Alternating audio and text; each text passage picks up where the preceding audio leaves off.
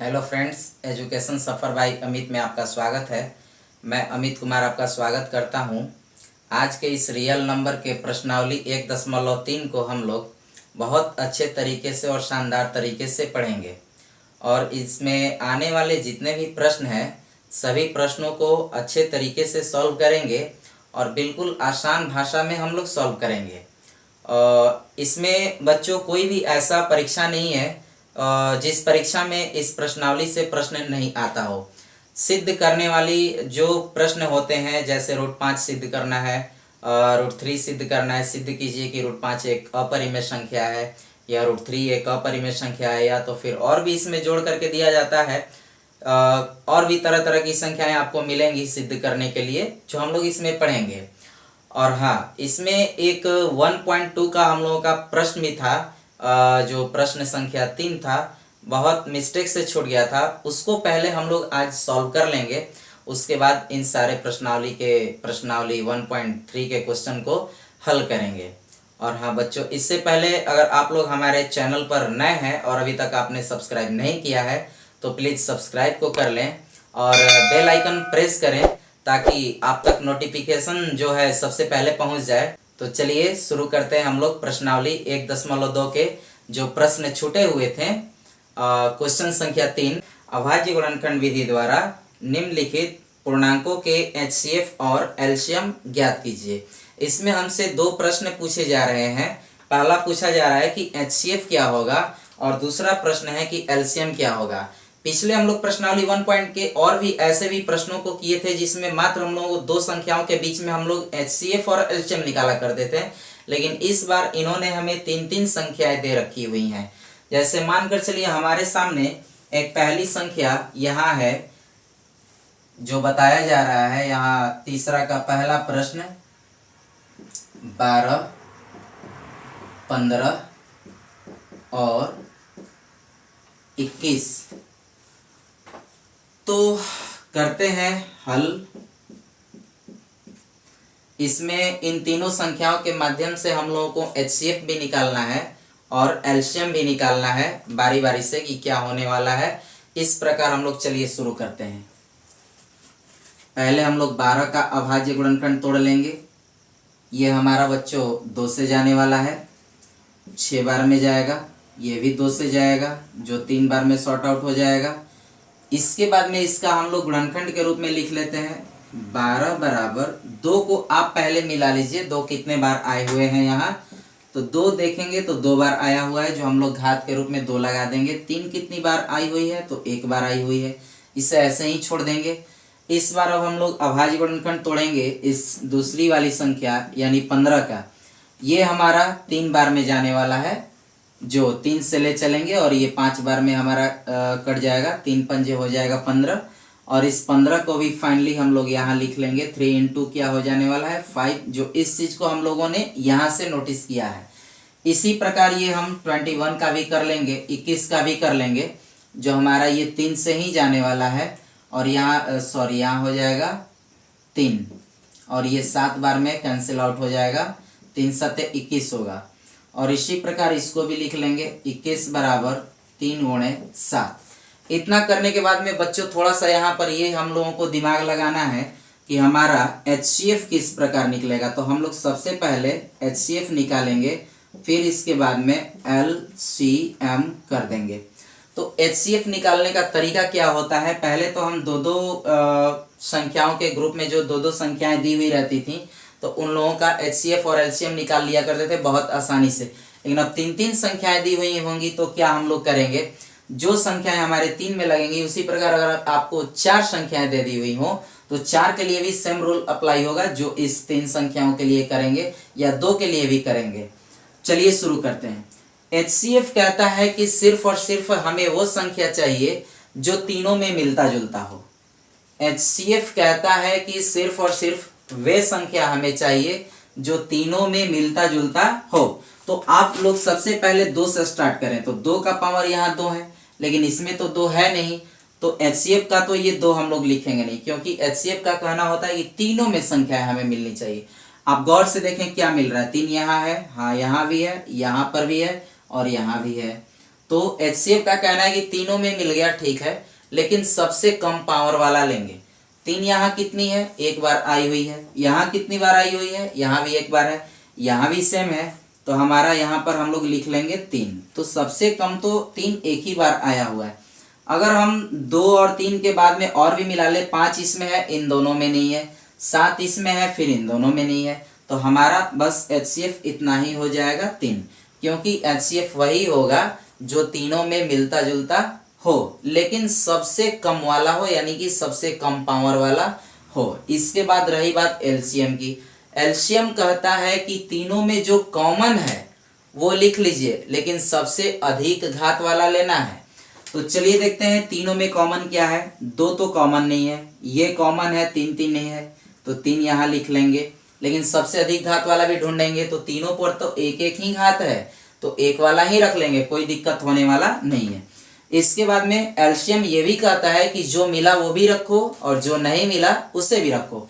तो यहाँ 2 का पावर 2 है, लेकिन यहाँ तो 2 का पावर कहीं नहीं दिख रहा है, यहाँ भी नहीं दिख रहा है, तो जो नहीं मिल रहा है बच्चों उसको भी लिखेंगे। तो यहाँ कर दिया जाएगा 2 का पावर 2।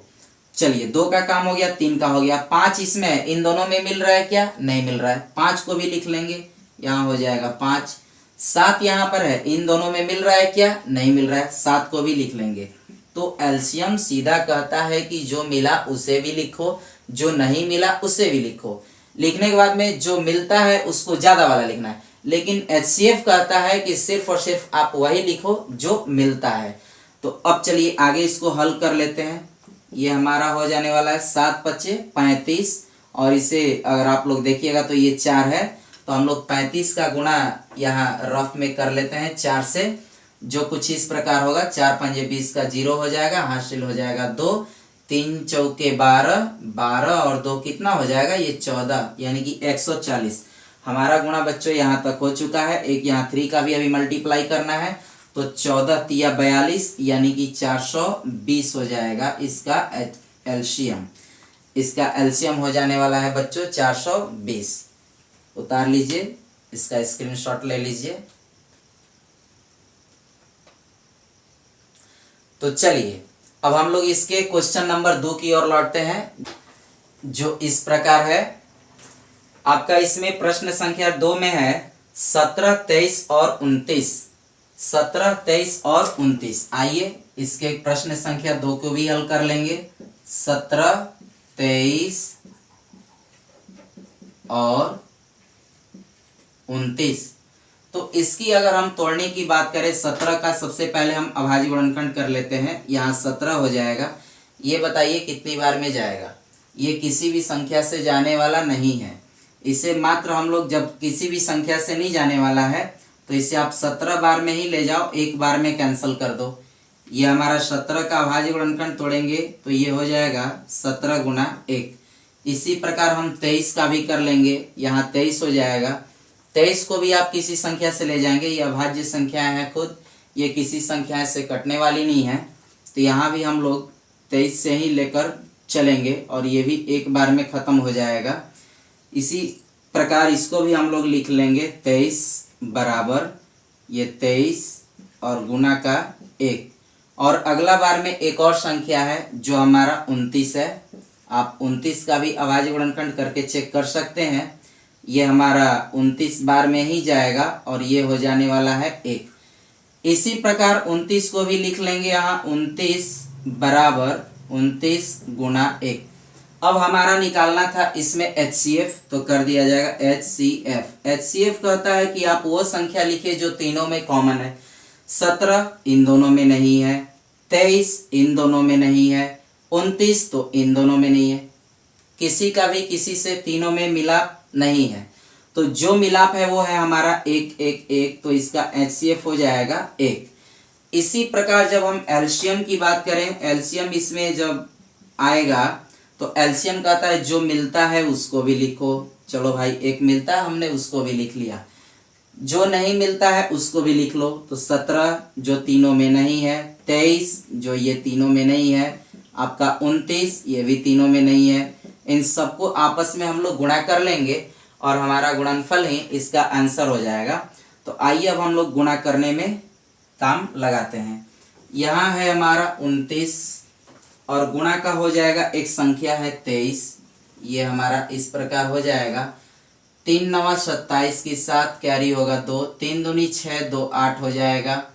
और इसके बाद में 9 दूनी 18, 18 की 8 होने वाला है, कैरी 1 होगा। 2 दूनी 4 और 1 5 हो जाएगा। 5 के बाद में 7, 8 8 16, 16 का 6, 5 और 1 हो गया 6, यानी 667 हो गया। और 667 यहाँ तक हमारा काम कंप्लीट हो गया। एक बचा हुआ है संख्या जो है 17। आइए बच्चों 17 का गुणा बारी बारी से करेंगे। 7 सत्ते 49 की 9, कैरी होगा 4। और यहाँ पर हो जाएगा 6 सत्ते 42, 42 और 4 होने वाला है 46 का 6, हासिल 4, 6 सत्ते 42, 42 और 4 हो जाएगा पुनः 46। फिर इसके बाद में ये हो जाएगा 7 एकम 7, 6 एकम 6 और ये भी 6 एकम 6 ही हो जाएगा। ये 9 और ये 6 दूनी 12 और 1 13 का 3, कैरी 1, 6 दूनी 12, एक कैरी हो जाएगा 13, 13 का 3, फिर से कैरी 1, 6 4 10 और 1 हो जाएगा 11। यानी कि 11,339 को आप 1 से गुणा मारेंगे तो आपका वही आने वाला है जो हो जाएगा 11,339। यही आपका उत्तर हो जाएगा। तो चलिए बच्चों देर न करते हुए और इसके प्रश्न संख्या 3 को भी करते हैं। आप लोग इसे उतार लीजिए, तब तक स्क्रीनशॉट ले सकते हैं। तो जैसा कि आप लोग इसके प्रश्न संख्या 3 को भी देख रहे होंगे, 8 9 और 25 है। प्रश्न संख्या 3 में दर्शाया जा रहा है 8 9 और 25। तो 8 9 और 25 को हम लोग सॉल्व करने का प्रयास करेंगे और यहाँ पर ध्यान देंगे। और हम लोग यहाँ पर देखते हैं, यहाँ लिखा जाएगा हल। ये हो जाने वाला है। सबसे पहले 8 का अभाज्य गुणनखंड तोड़ेंगे, जो हमारा 2 से जाएगा, ये 4 हो जाएगा। बिल्कुल इजी है, आप इसे कर सकते हैं बहुत आसान तरीके से। 8 है, 2 कितनी बार आई हुई है तो आप गौर से देखेंगे तो ये 3 बार आई हुई है। इसी प्रकार 9 का हम लोग कर लेंगे अभाज्य गुणनखंड, ये 3 बार में जाएगा, 3 तिया 9 हो जाएगा। 9 को आप लिख सकते हैं, 3 का स्क्वायर कर सकते हैं। इसके बाद में 25 को कर दीजिए, यहाँ 25 हो जाएगा और ये 5 बार में ही जाने वाला है। 5 25 25 हो जाएगा। और 25 को भी आप ऐसे 5 का स्क्वायर अच्छे तरीके से लिख सकते हैं। इसके बाद में आप मिला लीजिए, जहां बात है HCF की। HCF इन तीनों में कुछ नहीं है, यानी कि एक आप देखेंगे तो एक तो जरूर ही आएगा तीनों में। तो हमारा कॉमन में एक जो आ रहा है वही हमारा उत्तर हो जाएगा। और एलसीएम कहता है कि चलो भैया जो मिला वो भी ठीक, जो नहीं मिला वो भी ठीक। तो मिलने के तो तीनों में 1 मिल रहा है, उसको लिख लेंगे। जो नहीं मिल रहा उसको भी लिखो। तो 2 का पावर 3 है, इन दोनों में है ही नहीं, चलो इसके लिए चलेगा 2 का पावर 3 कर लेंगे। इसके बाद में यहाँ आप पाएंगे 3 का पावर 2 है, जो इन दोनों में नहीं है, आप इसको भी लिख सकते हैं। इसके बाद में 5 के पावर 2 को आप देखिएगा, 5 का पावर 2 यहाँ है लेकिन इन दोनों में नहीं मिल रहा है, तो 5 के पावर 2 को भी हम लोग लिख लेंगे। जब इन तीनों को बारी बारी से गुणा करेंगे तो पाएंगे यहाँ पर हो जाने वाला है 1 × 8। 2 का पावर 3 का मतलब हुआ 8। 8 को आप देख सकते हैं, 8 को कुछ इस तरीके से तोड़ा गया है। ये 2 का पावर 3 ही तो 8 है, जो 8 से ही तो होके आया है। तो क्या हम 2 के पावर 3 के बदले 8 नहीं लिख सकते हैं?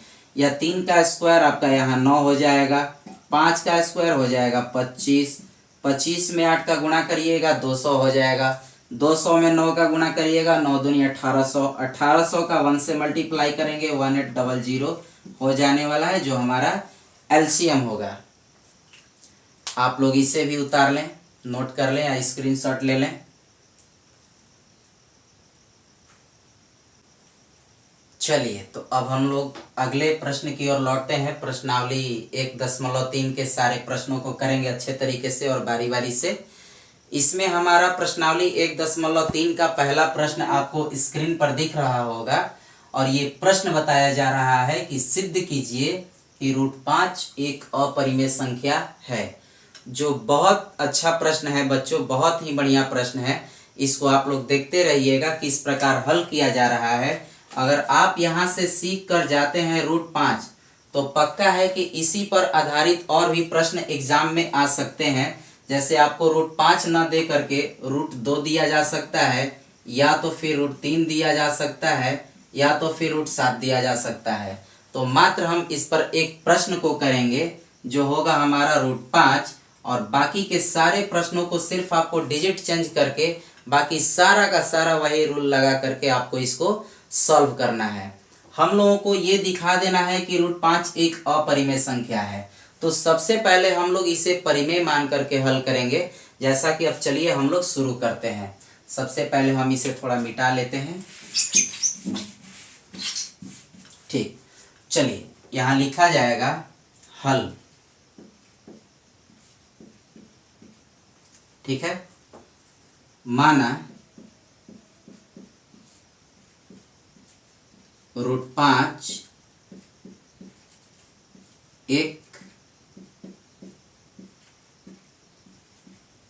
परिमेय संख्या है। माना रूट 5 एक परिमेय संख्या है, तब ये बच्चों पक्का है कि जब ये रूट 5 परिमेय है तो नियम हमारा कहता है कि परिमेय संख्या वे संख्याएं होती हैं जो p बटे q के रूप में हो, या उसे आप a बटे b भी कर सकते हैं, आप कुछ भी मान सकते हैं, एज्यूम कर सकते हैं, लेकिन हम इसे p और q पर लेकर के चलेंगे। तब जब ये परिमेय संख्या है तो फिक्स है कि रूट 5 जो होगा हमारा p बाई q के रूप में होगा।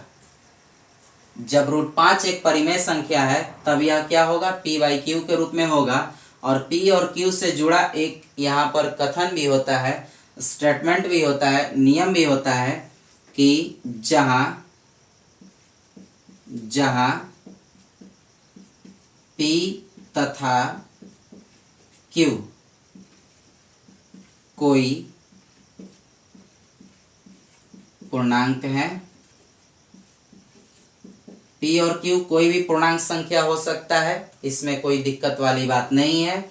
इसी का एक और टर्म एंड कंडीशन होता है कि q is not equal to 0, यानी q का मान अगर वो कोई संख्या परिमेय है तो उसका नीचे वाला हिस्सा यानी कि हर जो होता है वो कभी भी 0 के बराबर नहीं होता है। इस चीज को ध्यान दीजिएगा। जहाँ p और q कोई पूर्णांक होगा और इसका q का वैल्यू 0 के बराबर नहीं होगा, और इसमें एक के अतिरिक्त कोई उभयनिष्ठ गुणनखंड नहीं होगा, तथा p और q में एक के अतिरिक्त कोई उभयनिष्ठ गुणनखंड नहीं होगा। इतना अगर ये रूल्स फॉलो करता है तब हमारा p बाई q एक परिमेय संख्या बनेगा। परिमेय संख्या का कहना होता है कि हाँ कोई भी परिमेय संख्या होगी कब, जब वो p बाई q के रूप में होगी तब। ठीक, उसके साथ ही साथ उसका जो हर होता है यानी कि अंश जो हो गया हमारा ऊपर वाला जो हर होगा कभी भी 0 के बराबर नहीं होगा। अगर वो 0 हो जाता है तो वो फिर परिमेय संख्या नहीं होगी। इसके साथ ही साथ फिर बताया जा रहा है तथा p और q में यानी कि इन दोनों में एक के अलावा कोई उभयनिष्ठ गुणनखंड नहीं होना चाहिए। एक को छोड़ करके कोई भी संख्या जो होना चाहिए उभयनिष्ठ नहीं होना चाहिए। इसको आप बस अच्छे से समझते चलें। मात्र एक प्रश्न को समझेंगे तो समझिए कि आपका इधर अभी हमने बताया था रूट 5, रूट 2, रूट 3, रूट 7 आपका सारा क्लियर हो जाएगा। तो चलिए यहाँ शुरू करते हैं। इसके बाद में हम लोग इसे लिखेंगे दोनों तरफ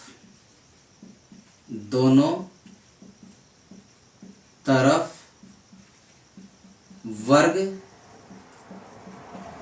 करने पर, दोनों तरफ वर्ग करने पर।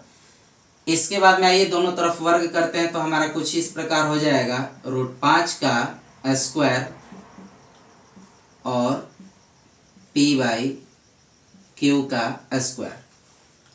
इसके साथ ही साथ ये हमने पूरा पर स्क्वायर दिया, इसका मतलब कि ये जो स्क्वायर है पी के लिए भी है और क्यू के लिए भी है। तो ये हमारा स्क्वायर से रूट कैंसिल आउट हो जाएगा, सिर्फ बचेगा हमारा 5।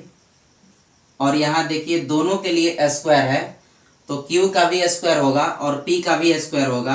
तो क्या हम इसको क्रॉस मल्टीप्लाई के रूप में क्यू के साथ में अगर हम 5 का गुणा करते हैं तो यहाँ क्यू स्क्वायर हो सकता है क्या, क्योंकि ये स्क्वायर जो है इस क्यू के लिए भी है और ये क्यू जो है स्क्वायर लेके चलेगा तो 5 के साथ गुणा करेगा तो यहाँ 5 क्यू स्क्वायर बना देगा और बराबर में पी स्क्वायर बच जाएगा जो स्क्वायर पी के लिए भी था। इस प्रकार हम देख रहे हैं। अतः 5 ये बटा में जा सकता है बच्चों, तो पी स्क्वायर को ये भाग दे देगा। यहाँ से अगर हम क्यू स्क्वायर को रोकते हैं तो ये 5 जाएगा भागा में, तो स्पष्ट पता चलेगा कि ये जो 5 जो है पी स्क्वायर को विभाजित करता है। अतः 5 पी स्क्वायर को विभाजित करता है, इसलिए 5 पी को भी विभाजित करेगा। अब यहाँ पर एक प्रमेय हम लोगों का आता है कि यदि कोई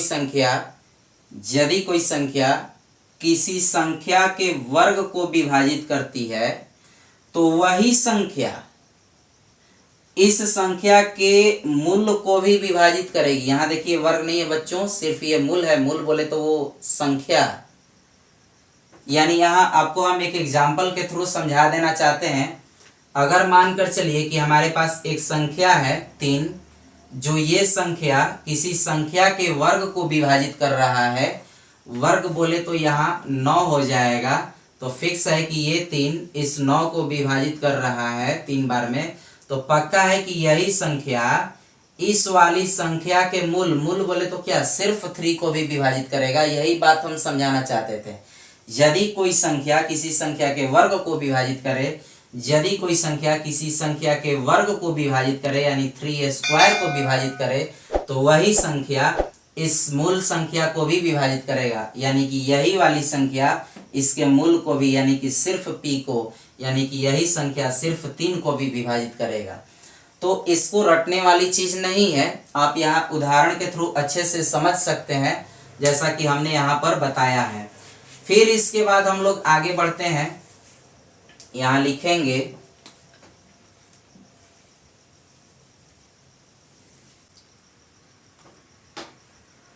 इतना करने के बाद बच्चों हम लोग कर लेंगे इसे समीकरण नंबर 1। फिर इसके बाद लिखेंगे, यहाँ चलेंगे, इसके बाद की हमारी प्रक्रिया होगी माना जाएगा, माना यहाँ वाला संख्या मान लेंगे जो भी हमारा ऊपर में रहेगा p बराबर 5m कर लेंगे। अगर 2 सिद्ध करेंगे तो p बराबर 2m कर लेंगे, या फिर √7 सिद्ध करेंगे तो फिर हो जाएगा p बराबर √7, जो भी हम लोगों का इस प्रकार रूट नहीं बल्कि बिना रूट का मान लेंगे। तो इसी प्रकार हम लोग लिखेंगे माना p बराबर 5m। अगर हम √2 को सिद्ध कर रहे होते हैं तो 2m कर लेंगे, अगर √3 को सिद्ध कर रहे होते तो यहाँ √3m कर लेते हैं। तो यहाँ पर लिख लिया जाएगा माना p बराबर 5m, जहाँ ब्रैकेट में लिख देंगे बच्चों, जहाँ m कोई पूर्णांक है, जहाँ m कोई पूर्णांक है। इसके बाद फिर करेंगे दोनों तरफ वर्ग करने पर, दोनों तरफ वर्ग करने पर फिर वही वाली प्रोसेस हमारी शुरू हो जाएगी। जैसा कि यहाँ पे हम लोगों ने दोनों तरफ वर्ग किया था, तो आइए शुरू करते हैं। p है, स्क्वायर लगाएंगे क्योंकि वर्ग करना है, बोथ साइड करना है। इक्वल का साइन दे देंगे, 5 है 5 भी कर देंगे, m है m भी कर देंगे, लेकिन बच्चों इस साइड तो हमें वर्ग करना था जो हमने वर्ग को चढ़ा दिया। अब हो जाएगा पी स्क्वायर बराबर यहाँ पर 5 पच्चे 25, फिर इसके बाद में हो जाने वाला है m स्क्वायर। इस प्रकार हो जाएगा हमारा 25 m स्क्वायर। अब इसके बाद हम लोग ध्यान देंगे यहाँ पर समीकरण 1 के पास। अगर यहाँ पर बच्चों आप केयर करेंगे तो पी स्क्वायर की जो वैल्यू है वो हमारी कितनी है, तो 5q स्क्वायर है। पी स्क्वायर की वैल्यू कितनी है, 5q स्क्वायर। इसी पी स्क्वायर की वैल्यू को हम लोग यानी कि 5q स्क्वायर को यहाँ पर अप्लाई करेंगे। तो पी स्क्वायर का वैल्यू 5q स्क्वायर, यहाँ पर पी स्क्वायर बराबर दे रखा है, यहाँ लिख दिया जाएगा 5q स्क्वायर, और ये 25m स्क्वायर है तो इसको यूं ही हम छोड़ने का प्रयास करेंगे। और यहाँ पर आप देख सकते हैं, और इस चीज को स्पष्ट रूप से लिख भी देंगे समीकरण 1 से, ताकि एग्जामिनर को ये साफ साफ पता चल जाए यहाँ का जो परिवर्तन हुआ है, चेंजेस आया हुआ है, किस कारणों से आया हुआ है। तो पी स्क्वायर की सारी वैल्यू कितनी है, तो यहाँ पर दर्शाया जा चुका है 5q स्क्वायर, जो हमने यहाँ पर पी स्क्वायर की जगह पर रखा है। फिर इसके बाद में इसे सॉल्व कर लेते हैं। ये हमारा 5 का ये 5 बार में खत्म हो जाएगा और हो जाएगा q स्क्वायर बराबर 5 इंटू एम का स्क्वायर। इस प्रकार यदि आप देखेंगे तो m जो है q स्क्वायर को विभाजित करता है, यहाँ बटा में जाने वाला है, तो लिखा जाएगा अतः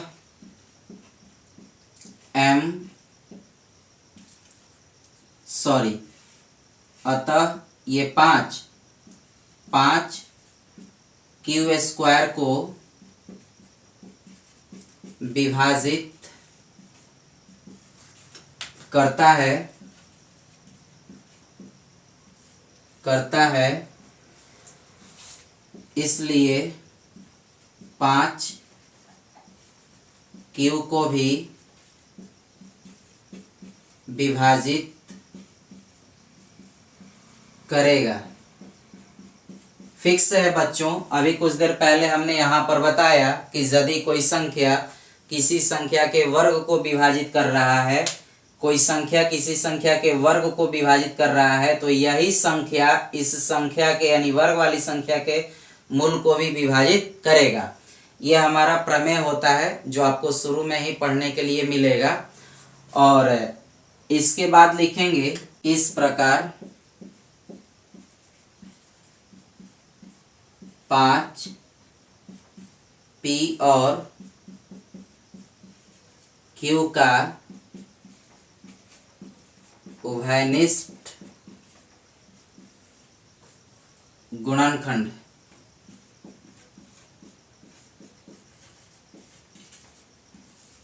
होगा।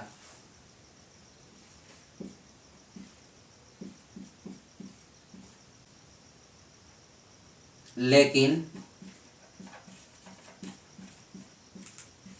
इस तथ्य का विरोधाभास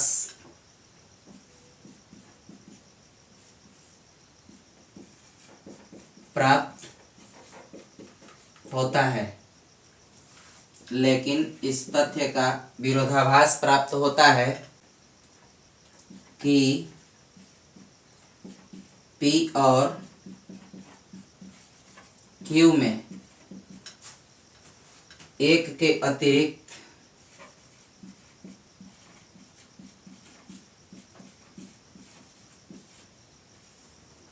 कोई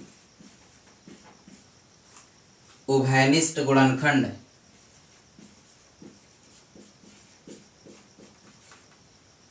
कोई उभयनिष्ठ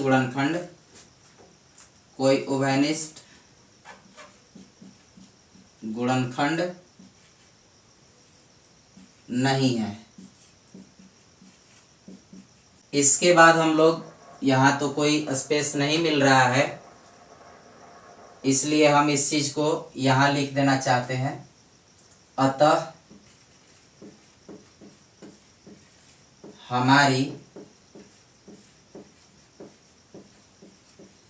मान्यता गलत हुई कि √5 एक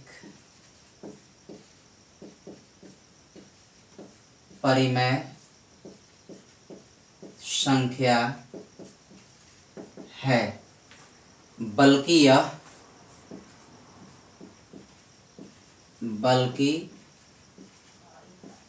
यह